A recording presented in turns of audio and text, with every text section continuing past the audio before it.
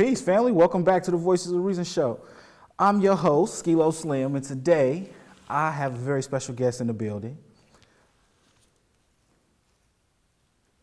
Can you please introduce yourself to the guest for us? No problem. I'm Julia Parker, Executive Director of Omaha Small Business Network, and thank you for having me. Oh, thank you for coming. And thank you for not laughing when I just messed up what we went over. It's all good. It's all good. Okay, so for the people that's not too familiar, can you tell us exactly what y'all do? Sure. So OSBN is a micro enterprise development organization, and we were founded in 1983. That's a good year. And yes, there you go. And we are on the corner of 24th and Lake at 2505 North 24th Street. And we work to serve historically underserved and undercapitalized entrepreneurs and small business owners. Okay. So we do that by 3 core programs. We have below market rate commercial office space, which at our facility on 24th and Lake, we house about 22 small businesses that range the gamut from contracting to substance abuse counseling. And so it's a very diverse group. We also offer technical assistance and professional development training. So if you want to learn how to write a business plan, if you want assistance with social media and digital literacy, we offer those types of classes to all of our clients and open to the general public. And our third program is micro lending. So we will loan anywhere from $1,000 on up to $50,000 for those small businesses turned down by traditional banks or financial institutions. So you go to your bank, you go to your credit union with your small business idea or to get additional capital for your existing small business and you're turned down, then we want you to come to OSBN. But we also have the caveat, there's always a catch, we want you to locate your business east of 72nd Street.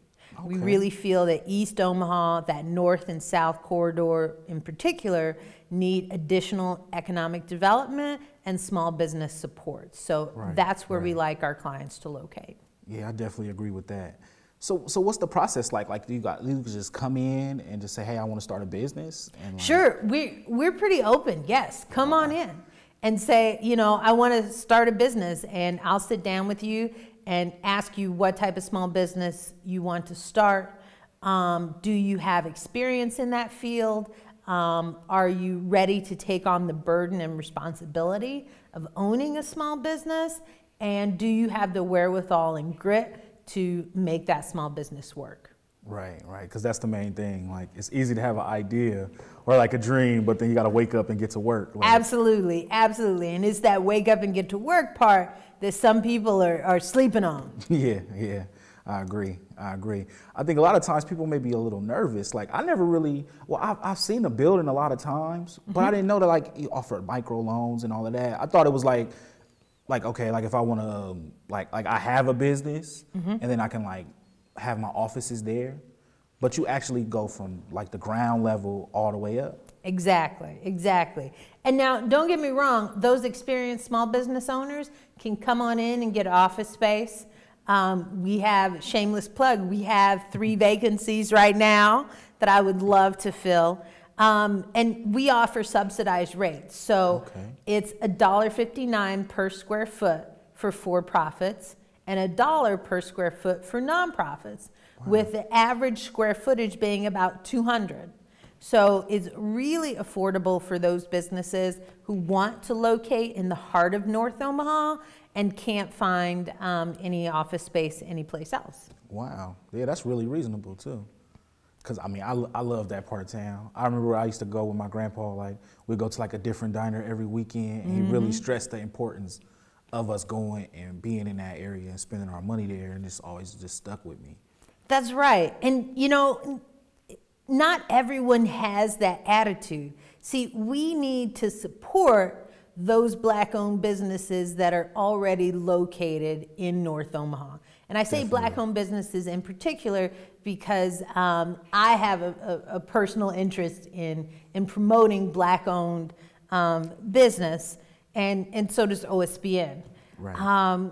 But that's the thing. We would rather take our dollar west of 72nd Street than spend it in our own community. And that's what sidetracks our small businesses. Right. If no one frequents your small business, you won't have it too long. You'll soon close your doors. Right, right. That makes it very hard. So as far as the loans and just the programs in general, is it like an age limit? Like, No, you have to be over 18 to sign a contract, so you have to be 18 or above, but there's no age limit. I had a gentleman come in, he was 68. He retired from his 9 to 5, and he decided he wanted to start a small business, and it's fantastic. We're helping him. We have a free computer lab in our building that's open to the public, and so he comes in every day, like his job, and works on his small business plan. wow, that's great right there. Because I know a lot of, especially younger guys, like, well, not just guys, women too, but they're like 16, 17, 18, and they want to open a business, and a lot of times it's like they don't really have the resources available. And so this sounds like a perfect thing. Like you could come down and find out what you need to do, and like, or Absolutely. I'm sorry. What's some of the things that would like disqualify you? Is there anything like? First, if you're not located east of 72nd Street, that disqualifies you. Also, if you have, because of the source of our funding, if you have a drug-related felony, that precludes you. Otherwise, drug-related felony or something having to do with the abuse of children, Right. that will impact you just because of the source of our funds. Definitely. But felons are welcome. This really is a path to wealth creation and an alternative path when you have to check the box. Right. So we welcome you, and we'll work with you. And I can't think of anything else right now that would preclude you. That's a good question. I don't think there's anything. We're pretty open. What about like if you got like bad credit or something like that, or like would that? No. We look at your credit score, but that really doesn't determine our decision. Our average client credit score is about 500. Okay. What about if they owe back child support? That is a problem. Okay. Yes. That will preclude you from getting a loan. Right. But that's like anywhere, any banking type. Exactly. We're like a regular bank in that capacity. We want you to have your financial house in order, so to speak. Which makes sense. And if it's not, we can help you get there, but you won't be able to get a loan. We want you to then come to that technical support training or that financial literacy training or that digital literacy training to try to save up, pay off those debts, and then get your business going. Right.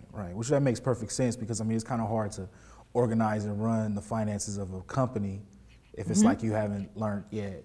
And you said y'all help with that though as well, so that's a perfect combination. We'll help you out.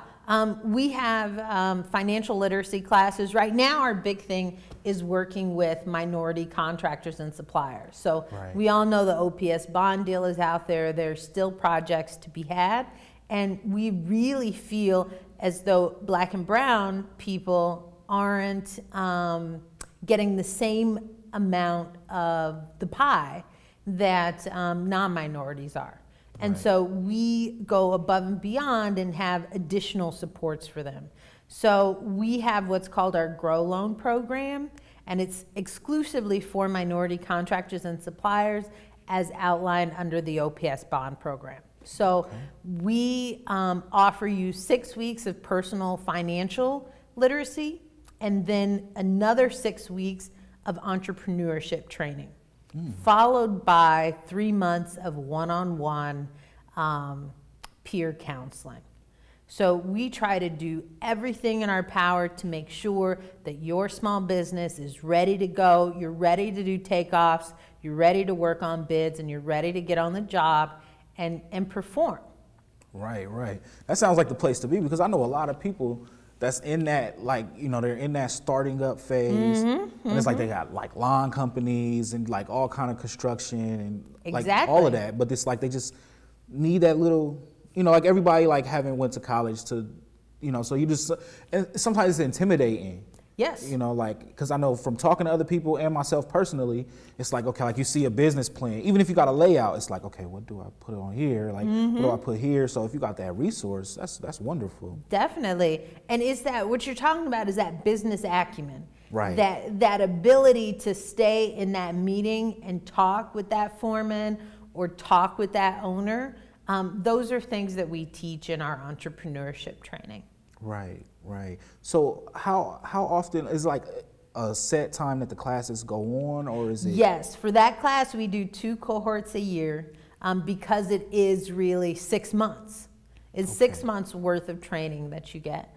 And the next class will be starting in the 4th quarter of this year. Okay, yeah, so that's like right around the corner.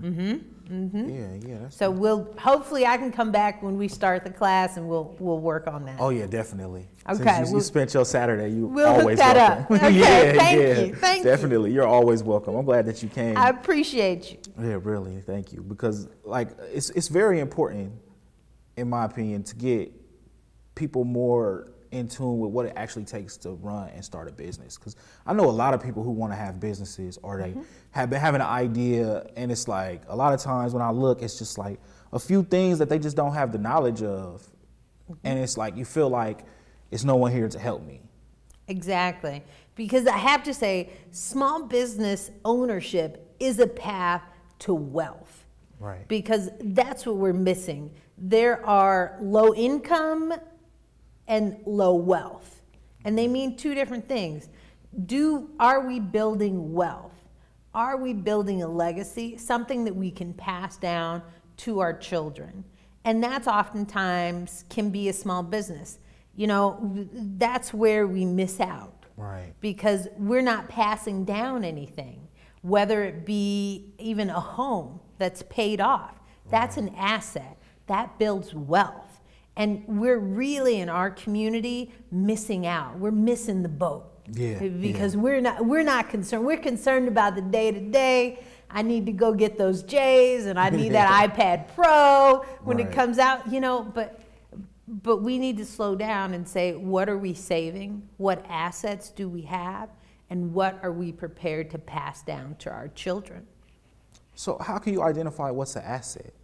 Well, it's anything that holds value. Right. So a paid off car is an asset, okay? A house is an asset, but then you get into, does that house have equity in it? Right. Meaning, is it worth less than what you owe on it, okay? If that, you paid $100,000 for that house, okay, and you've paid off $20,000 of it, so you're paying, that's a bad example, I messed that up. Okay, so $100,000 house, and you owe $80,000 on it. That means you got $20,000 in equity. Okay. That's a better way to say it. I was going the long route. Okay, but you got $20,000 worth of equity. You know, your home is an asset. Things like that, rental properties, assets, things like that, that we don't always invest our time in. Right. And I think it's because that's not, there's not a drumbeat in our community on that. Right. Whereas in other communities, they've gotten very savvy about harnessing their assets and using their wealth as collateral. And they're able to get those loans. They're able to get those second and third mortgages on those rental properties. Right. And we're not. But also what feeds into that is you've got to have disposable income to do a lot of that. And so we are underemployed or unemployed.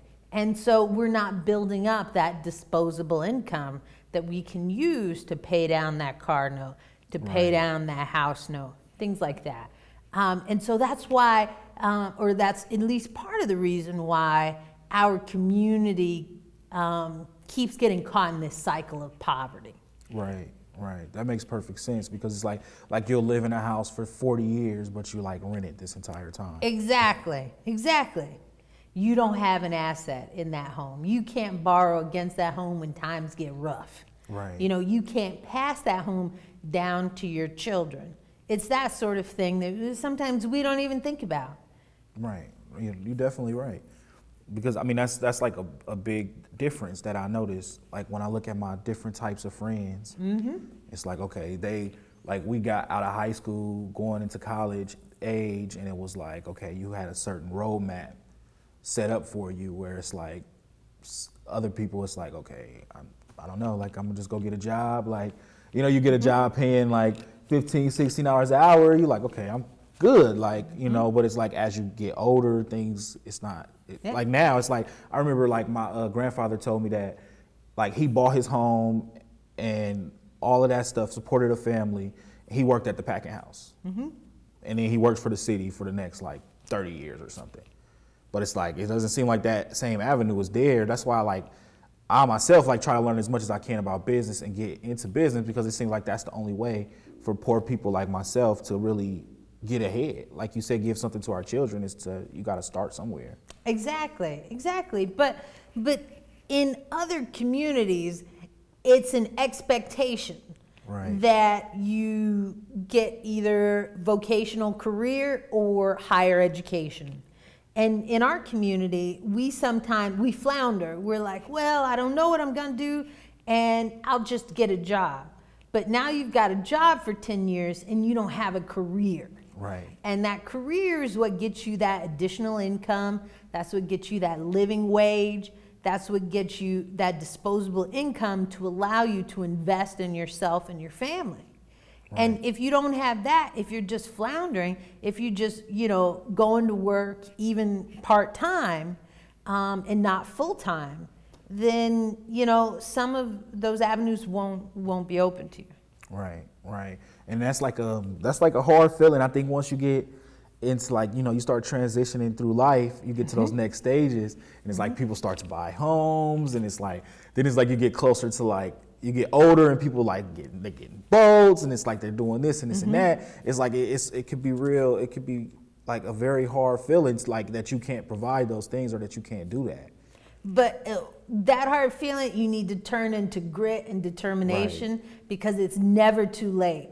Get up out. Yeah, like you said, 68-year-old guy. Yes. He decided he's going to manifest his destiny. Right. You really need to get out there, and if that's what you want to do, go for it. Right. You want to start a small business, come see us. You want to get a new career, you want to go back to school, do it. Definitely. Whatever it is that you need to do to feel fulfilled in your life, go for it. Right. That's what we all about here at the show too. I love it. I love it. Just doing it. Like you might fail, like you might, you know, but you'll learn and you'll get better. Yeah, that's okay. Failure happens. Right. You got to fail forward. Right. I definitely agree with that. I wish that someone told me that when I was like 17, 18 years old. Like, you know, you think you got everything kind of figured out. But yes, it's like, don't we all? Right. You know, but it's like really, I know myself and I know a lot of other people like that. They're like, you're really afraid of failure. So it's like you do the safe thing. Yes. Or like the popular thing, you know, when it's like, okay, maybe you should take that risk early. You know, that's why I tell everybody I know that's like under 21, like go for it now. Like you don't have nothing to lose. Like, you know, get the 401k. And if you need the money, just take it out. Like you're young enough to recover. It's okay. Like, well, don't take it out. Don't take it out. Don't take it out. Okay, that's bad advice. It just makes sense, you know, like, okay, I'm gonna get a hot dog cart. Like I'm gonna do something, like I don't know. I feel you though, but that's our instinct though. Right, but like something we got to work on that. Yeah, like just let it. It's better to just let it sit there. Yes. Right. See, I'm like a spontaneous person. Like I'm, you know, like okay. It's all good, let's but buy some cameras. That's what, you know. That's that small business entrepreneurship mentality. You know, and we don't all have that, so that's such a good quality to have. Yeah, but you know. You get bruises though. Exactly, but that's all right. They heal. Yeah. They heal. Yeah, I think it makes you better. Exactly. You know. And what I tell people is to look at the Fortune 40 under 40. Take a look at what these cats are out there doing around the nation, globally, and set your sights. Right, right. That's a beautiful thing. That's a beautiful thing. So what do you think is the most common business that you see, like right now? Right now, it's contractors. There's a lot of work and, you know, a lot of hail damage that happened. And so roofing has really sort of blown up in the last few months. Right. A lot of people are coming in to get loans to help with their roofing business. Right, right. You're right about that too. I have seen a lot more signs and like it seemed like pop-up shops. Like got hail damage. It's like they got cars parked like exactly in the parking lot. Exactly. The insurance companies were overwhelmed by the amount of claims. It was a huge hailstorm, and so a lot of our small businesses have benefited. Right. Which is good. So and you do like, but like you can have like a barber shop or like a grocery store, bakery type of. Like, definitely. It's no limit on what kind of business you Absolutely can do. Not. See. We're open to anything. Yeah, see, that's important right there. Yes, anything within reason. We'll work on that. Right. Yeah. Definitely. Definitely. So, would you please give us the information again where anybody could reach you at? Sure. They can give us a call at 402-453-5336. That's our main line, or go to our website at osbnbtc.org, and that acronym is Omaha Small Business Network, Business Technology Center.org. And you can look at our leasing application if you want to locate in our building. We also have some storefronts available along the 24th Street corridor if that better fits your small business. You can also take our entrepreneurship quiz, which tells you whether or not you're ready to start a small business, and then links to some common FAQs. And you can also actually fill out our loan pre-application if you're looking for a small business loan. So all of that is on our website, or you can, again, give us a call and we'd be glad to talk to you. Okay. Yeah, that's wonderful. Because I was wondering, I see like a lot of empty storefronts on 24th, and I was wondering like, where do you go? Like it doesn't have a like lease sign or anything, and it's probably a lot of those that I was thinking about. I just have to come to you. Yes, exactly. Right, because I mean that's how I want to see. I would love to see like North 24th, like a lot of foot traffic, like the same like South 24th. Yes. I think that's a beautiful thing that they got going on, and I wanted to just. Like, you know. And they support their own businesses. Definitely. Which is something that we've got to learn to do in North Omaha. Definitely. There's been an explosion, really. Omaha Economic Development Corporation worked on the Fair Deal Village concept. Yeah. And so you've got the Fair Deal Cafe. You know, they're one of our clients, and they do a fantastic job. I will tell you. Their pancakes are on point. You can. I like that. Yes. Yeah. If you're looking for me on Thursday or Friday morning around 9 o'clock, I'll be at the Fair Deal eating pancakes. Okay? Yeah, it's good. I like the pecan French toast. Yes. Yeah. That is so good. But we've never had that. Or it's been 10, 15, 20 years since we have. Yeah. And so to be able to go into a homegrown restaurant on 24th Street, to be able to grab some popcorn, to be able to shop at Fashion Freak, those are things we haven't been able to do in the past. Yeah. I like it. I like that area. That whole area. It's a lot of nice shops over here. Yes, it's looking good. It's looking good. We got to keep it going, though. Yeah, definitely. We go down there all the time and show our support, and I try to tell as many people as I can, like, you know, like, there you go. Here. Everybody should. Yeah, I think so. At least just come through, you know, show your face. Like, I'm sure you'll find something. Like I said, the French toast, the pecan French toast is like, it's wonderful. On point. Yes. And everything. And the service, I mean, it feels real good to be somewhere that's like nice and it's like new and the people are great and it's like a lot of a lot of business people, and it's like everybody seems like they're moving, shaking, they're going. So like you can't help. You sit there and eat lunch, like you'll feel motivated. Yes. Like I know I did. Like okay, well, they having a business meeting. Like they're coming, they're gonna do some kind of presentation. Like what am I gonna do this afternoon? Exactly. So yeah, that's good. I want to thank you again very, very much for coming and joining us. Thank you for having me. Yeah, definitely appreciate you. And like I said, anytime you want to come back, you are more than welcome. Love it. Thank you. Definitely. Well, family, we've reached the end of the show once again. If you would like to add on to this conversation with us, you can reach us at thevoicesofreasonshow.com, and as well as the YouTube page. And I think we've got the Facebook fan page. Then you can leave your comments there. Let us know what you think. All the information will be there as well, so that you can go out there, start your business, and I can come to it, and that's how we do it. So until next time, peace.